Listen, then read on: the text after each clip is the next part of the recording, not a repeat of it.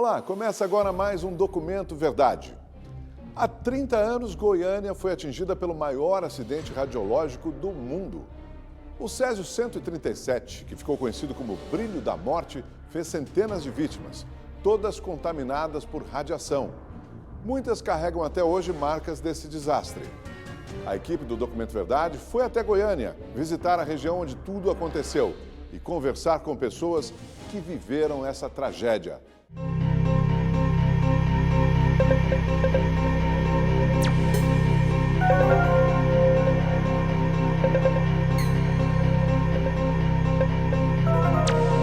Um inimigo invisível.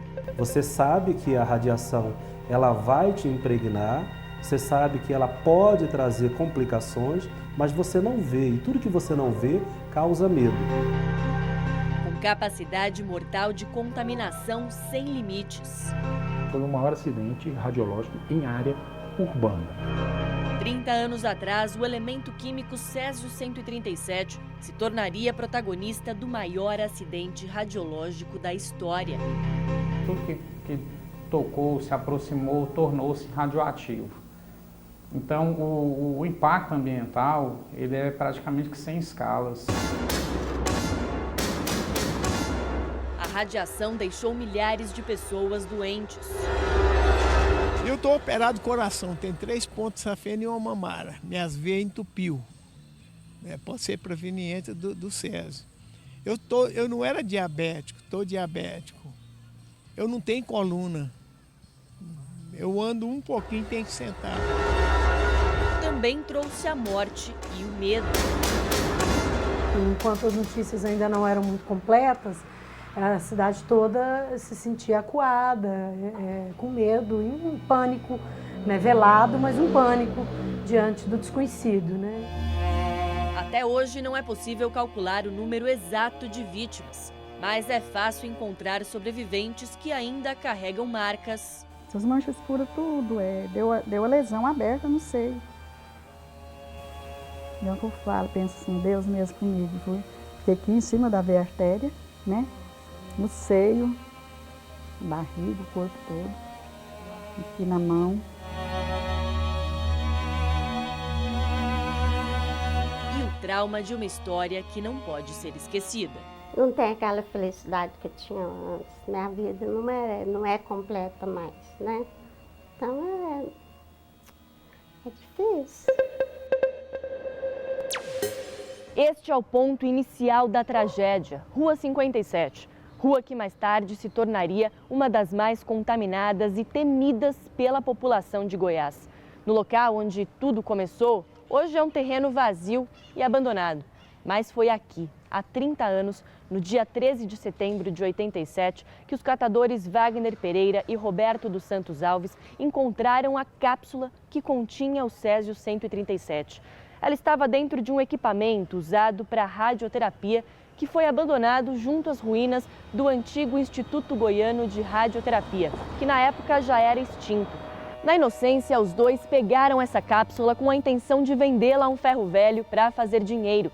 E não tinham ideia de que a partir daqui, o brilho da morte se espalharia para outros lugares e Goiânia enfrentaria o maior acidente radiológico do mundo. O impacto maior foi com relação à própria saúde humana. A gente não tem tantos relatos de animais, a água, árvores com esse contaminante, mas os próprios humanos que tiveram contato, eles vieram a óbito em questão de dias. A cápsula tinha 19 gramas de Césio 137 e estava dentro de um aparelho modelo Cesapan F3000, de fabricação italiana. Ele havia sido importado pelo Instituto Goiano de Radioterapia em 1971, com autorização da Comissão Nacional de Energia Nuclear. Após o encerramento das atividades do Instituto, em 85, o prédio, que pertencia à Santa Casa de Misericórdia, foi demolido e todos os equipamentos removidos. Mas a chamada bomba de Césio ficou esquecida por quase 2 anos, até ser encontrada acidentalmente por 2 catadores. A contaminação só começou quando a cápsula foi rompida e o elemento radioativo liberado ao meio ambiente. Ainda no dia 13 de setembro, o Roberto, que é um dos catadores, trouxe a cápsula até a casa dele, que também ficava aqui na rua 57. Ao tentar separar o chumbo do equipamento, ele acabou abrindo a vedação que isolava o material radioativo. Então, o Césio 137 estava liberado. Em pouco tempo, a população já iria sentir os efeitos da radiação. Na verdade, o que nós tivemos foi uma contaminação maciça daqueles que tiveram contato direto, outros tiveram um pouco de radiação e tiveram uma lesão de pele que chama radiodermite, né? Esses tiveram uma destruição da camada de vascularização, dos vasos de vascularização, e isso promove uma deficiência de cicatrização muito grande. Nossa equipe conseguiu encontrar o catador Roberto dos Santos Alves trabalhando pelas ruas de Goiânia. Ele tinha 22 anos na época em que encontrou a cápsula. Perdeu uma parte do braço e ficou com os dedos comprometidos por causa da radiação. Roberto não dá entrevistas, mas decidiu falar com exclusividade ao Documento Verdade. Você se sente culpado pelo que aconteceu? Não, eu não me sinto assim, culpado, igual eu falei mesmo, que os médicos responsáveis não ter largado essa peça lá. Ele devia ter tirado ela de lá. Não devia ter largado ela lá. Se tivesse tirado lá, não tinha acontecido essa tragédia. Porque a maioria, muitas pessoas falam que a gente não tem culpa. Fala, Roberto, vocês não tem culpa disso aí. O outro catador, Wagner Pereira, também está vivo, mas se mudou de Goiânia. Roberto conta como os dois pegaram o equipamento. A bomba que estava na Santa Casa estava abandonada, estava desativada, não tinha nome, não tinha nada. Estava abandonada, não tinha porta, não tinha nada. Então assim, vocês não sabiam que ia fazer mal? Não sabia. Os médicos foram responsáveis por ter largado ela lá. E eles deviam ter pegado, colocado dentro da caminhonete e levado ela, não devia ter largado ela lá. Senão, se tivesse tirado de lá, não tinha acontecido essa tragédia. E aí você levou para sua casa aquele equipamento, que era na rua 57 mesmo? É, na rua 57. E o que você fez na sua casa com ela ali, aquela peça?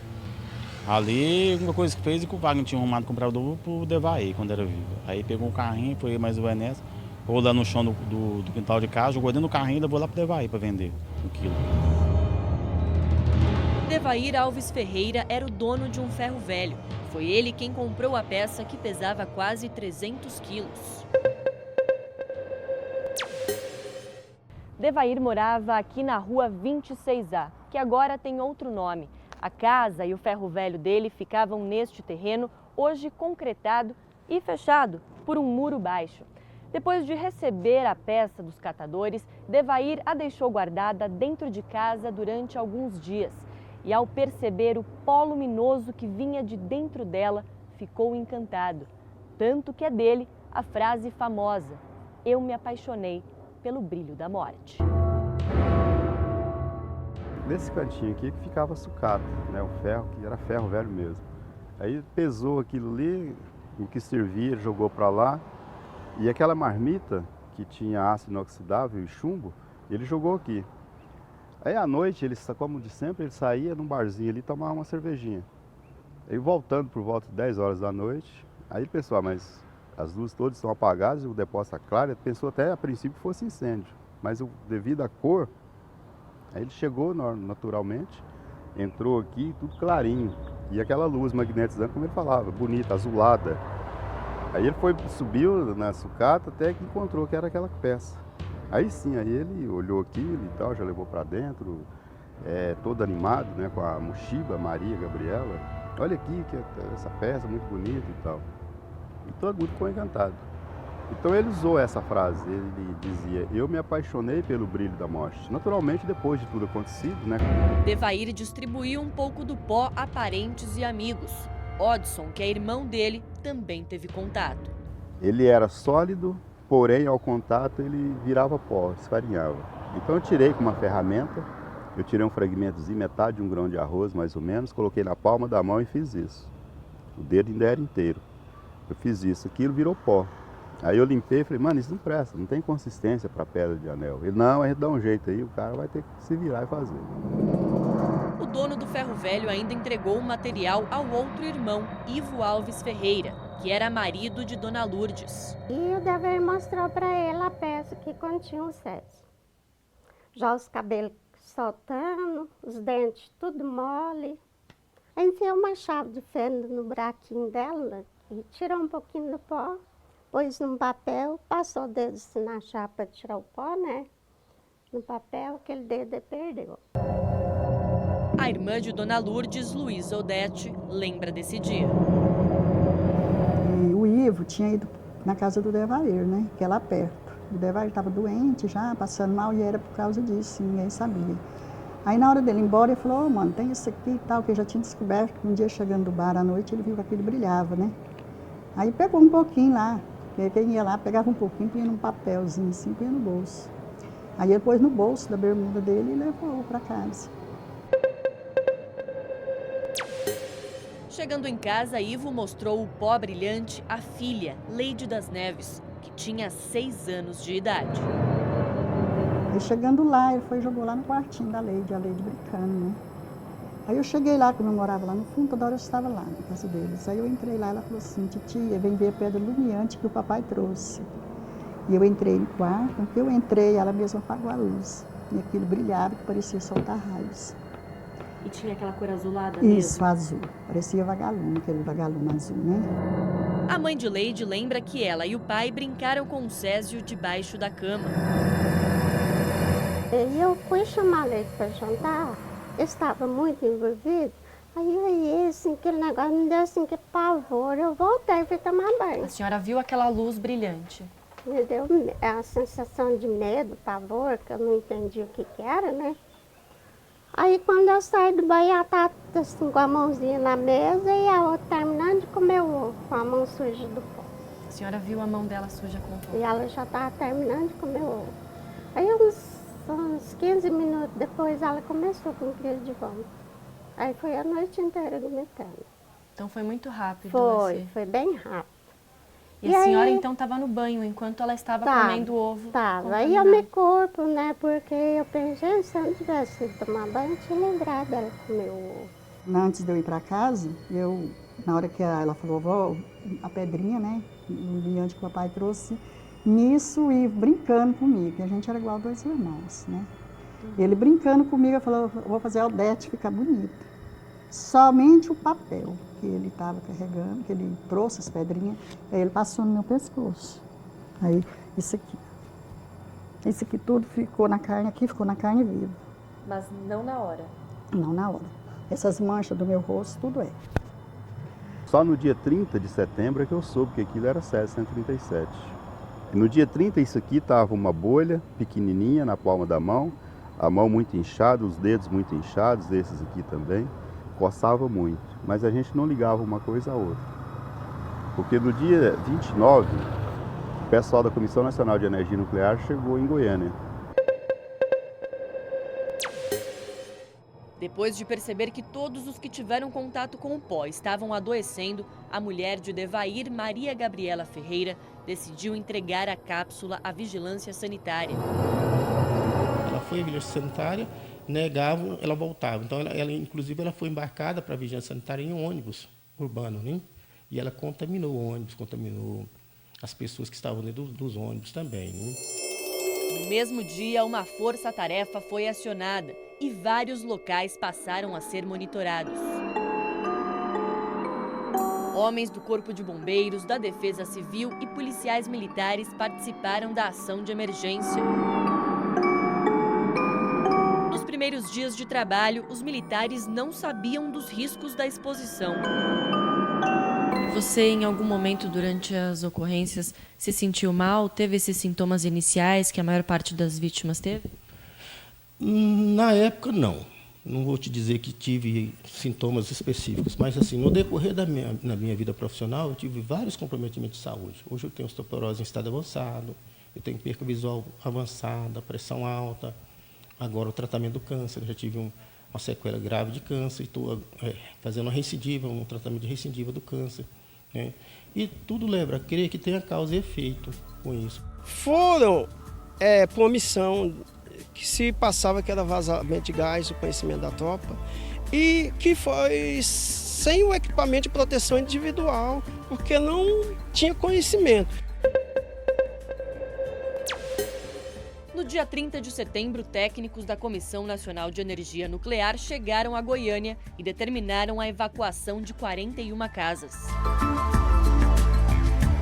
No período de descontaminação, mais de 112 mil pessoas foram monitoradas em quarentena no Estádio Olímpico da cidade, que hoje está reformado e funcionando normalmente. Aqui, todos passaram por uma triagem que monitorava o nível de radiação de cada um e separava a população em grupos numerados de 1 a 3. Aí encostou o ônibus lá no Estádio Olímpico. Aí eles falaram, quem tiver lesão, fica no ônibus e quem não tem, desce. Eu tinha, meu marido tinha, meus filhos ainda não tinha, a Lourdes não tinha, a Leide tinha, o pai dela. E aquele dia no Estádio Olímpico você pôde dar o último abraço na Leide? Sim, sim. Foi lá no Estádio Olímpico. Lá eles separaram vocês duas? Foi. Peguei ela por em cima da muletinha, ela ficou em pé e eu abraçado com as pernas dela. Aí depois eles voltou a medir ela de novo, porque ela que era a fonte mais forte, né? Aí falou, não, tem que ir. Como que era essa medição? É com um aparelho, com o tamanho dessa câmera aí, dosímetro, né, que fala. Ele, quando ele tem radiação, ele apita. E aí, quando chegou perto da Leide? Ah, ele disparava assim, sabe? Todo mundo ficava assustado. O grupo 3 reuniu pessoas que sofreram radiação. Estas foram encaminhadas a albergues e a uma unidade desativada da antiga FEBEM. Já os grupos 1 e 2 eram de pessoas com radiação grave ou contaminadas, que tiveram contato direto com o césio. Elas foram internadas em hospitais de Goiânia e do Rio de Janeiro. Sueli, você se tornou vítima do grupo 2. Certo. Não teve contato, mas pegou a radiação, né? Isso. Uhum. O que você se lembra daquela época? Daquela Muitas época? lembranças, né? Nossa, é tanta coisa, né? Assim, eu lembro que eu tive que levar meus filhos no Estádio Olímpico, lá e descobriram que eles estavam contaminados, né? E mandaram nós viajar, sair daqui da área, porque para não se contaminar mais. Só que aí eu cheguei, lá em Jaraguá que eu fui, chegando lá uns 5 ou 6 dias, eu vi meus amigos sendo internados, sabe? No isolamento, na FEBEM. Eu peguei e voltei, meus filhos ficaram, porque estavam contaminados. E ficou com medo por eles? Fiquei, porque a gente não sabia o que ia acontecer, porque eles podiam chegar a qualquer momento, eliminar a gente, porque a gente estava contaminando todo mundo, tudo que a gente pegava contaminava, ninguém queria ver nós.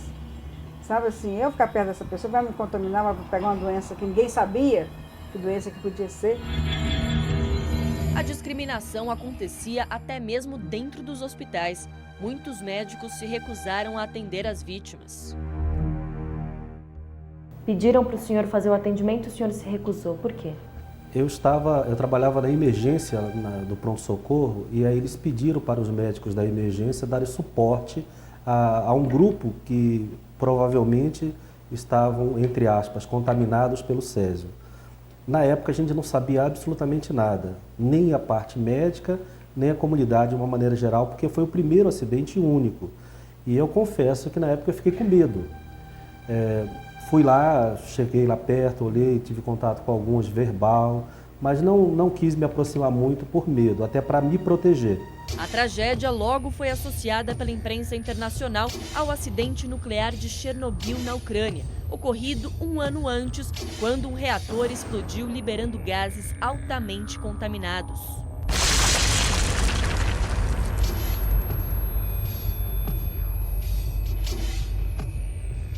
Mas este supervisor da Comissão Nacional de Energia Nuclear explica que a comparação é equivocada. Segundo ele, a emergência nuclear ocorre com reatores de pesquisa ou energia e a radiológica com qualquer material radioativo em área urbana, como foi o caso de Goiânia. As pessoas fizeram uma avaliação errônea do acidente, então houve um pânico generalizado em função disso. Então, o problema foi o quê? O conhecimento por parte das autoridades e mesmo das pessoas quanto à dimensão desse acidente. Então, hoje nós explicamos que o acidente radiológico de Goiânia é um acidente muito pequeno em relação de Chernobyl. Nos hospitais, os pacientes passaram por um processo intenso para serem descontaminados. Era só o banho o dia inteiro, era exame o dia inteiro, sabe? Então elas ficaram presas. Esse é o famoso azul da Prússia, né? Que vocês precisavam tomar em cápsula. Você ingeria cápsula. Uhum. Quantas por dia? Não me lembro quantas que era mais, não. Só que Aí tinha uns esfregos, as coisas que eles... Aí lá já fomos direto para um banho. Aí quem tinha cabelo grande já cortava tudo. Eles não podiam nem usar os vasos sanitários. Até a urina e as fezes eram recolhidas. Enquanto isso, a situação de Maria Gabriela, mulher de Devair, e de Leide das Neves só piorava. Eu estava com a Maria Gabriela no meu quarto, num quarto só. Aí quando foi um dia, ela vomitou preto na parede, sabe? Já foi logo já os primeiros sintomas dela. E nesse dia já me separou. Aí eu não vi mais elas, nenhuma das duas. O médico legista Badam Palhares, que atendeu os pacientes de Goiânia e do Rio, se comoveu a entrar em contato com Leide. O senhor chegou a conhecê-la ainda em vida? Chegou a conversar com a Leide? Cheguei. Isso até hoje me constrange muito, porque ela era uma menina muito alegre. Mesmo na situação que ela estava, na caminha, quando nós a examinamos, ela tinha um sorriso muito bonito, muito comovente. E isto até hoje a gente guarda. E por ela ter ingerido o césio, os enfermeiros chegaram a dizer para o senhor que ela, por causa disso, brilhava à noite? É verdade. Quando nós chegamos num período da manhã, e na conversa que tivemos com alguns enfermeiros do local, eles disseram que ela, à noite, quando eles apagavam as luzes, ela ficava brilhando, como se tivesse uma lâmpada iluminando ela por dentro. Como que a senhora ficou sabendo que a Leide não resistiu? A primeira vítima a morrer foi a Maria Gabriela, né, a tia dela. Eu não imaginava que ela ia morrer. Quando foi por volta de 7h30, mais ou menos da noite, aí chegou, aí me levaram para um consultório que tinha, e sentaram lá e aplicou a injeção, deu uns remédios. Aí começaram a falar. Aí que ela tinha acabado de falecer. 2 dias depois, mais 2 pessoas morreram. Israel Batista dos Santos, de 22 anos, e Admilson Alves de Souza, de 18. Eram funcionários do Ferro Velho de Devair, que também tiveram contato com o césio. Qual foi a causa de morte analisada?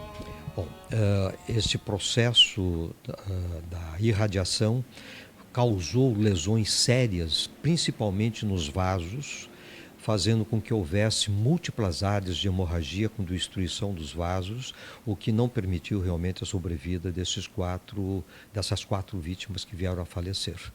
A gente imaginou que também iria morrer.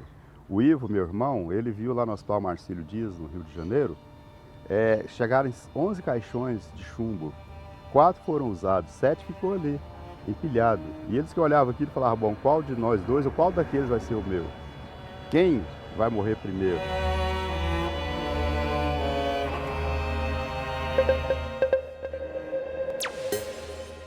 As 4 vítimas do césio foram enterradas em caixões blindados de chumbo que pesavam quase 700 quilos cada um. De tão pesados, foi preciso um guindaste para conseguir trazê-los até o cemitério. Para a gente ter uma ideia do tamanho desses caixões, basta olhar para os túmulos, que já são bem maiores do que os convencionais. Os corpos foram sepultados nesta área que foi lacrada com pedra e concreto e é mais reservada, afastada dos outros. Aqui atrás estão as vítimas Israel Batista dos Santos e Admilson Alves de Souza. E à frente estão as 2 primeiras vítimas desse acidente, Maria Gabriela Ferreira e a garota de apenas 6 anos, Leide das Neves Ferreira. Não teve velório? Não, foi direto do aeroporto para o cemitério. Não podia ter velório? Não. O caixão era todo brindado, né? Só tinha um vidrinho assim, só vi o rostinho. A senhora conseguiu ver o rosto dela? Vi. Foi uma comoção, descer o caixão de um avião Hércules da Força Aérea Brasileira, tudo muito descomunal, tudo muito assim, diferente, a gente nunca tinha visto aquilo. E quando chegou no cemitério, as pessoas revoltadas não queriam que fossem enterradas ali, né? A mãe dela, chorando muito, levantou e pediu que deixasse a filha ser sepultada. Por que houve essa revolta da população? O povo tinha medo, né? Segundo o governo do estado, 6.500 pessoas apresentaram contaminação interna ou externa desde o acidente. Oficialmente, 4 morreram. Sempre por mês são reconhecidas 10, 15 vítimas. São os policiais, entendeu? Então sempre estão reconhecidas pelo Estado. Então até hoje tem reconhecimento. Há o reconhecimento de vítimas. De trabalhadores, de vizinhos não. Os irmãos Devair e Ivo receberam alta do hospital em dezembro e logo entraram em depressão. Devair morreu 7 anos depois por excesso de bebida alcoólica. E Ivo, 16 anos depois, por causa do cigarro. A senhora acha que pela depressão, pela culpa que ele sentia, que ele começou a fumar ainda mais e aí acabou morrendo? Ele não me escondia, foi indo, estava assim, invisível, sabe? Que a vida para ele não tinha mais sentido. O caminho dele, ele queria, era aquele. Já que o médico falava que estava morrendo, então era aquilo ali que ele queria. Ele morreu de enfisema pulmonar. Foi. Mais uma perda para a senhora. Foi. Mais uma perda.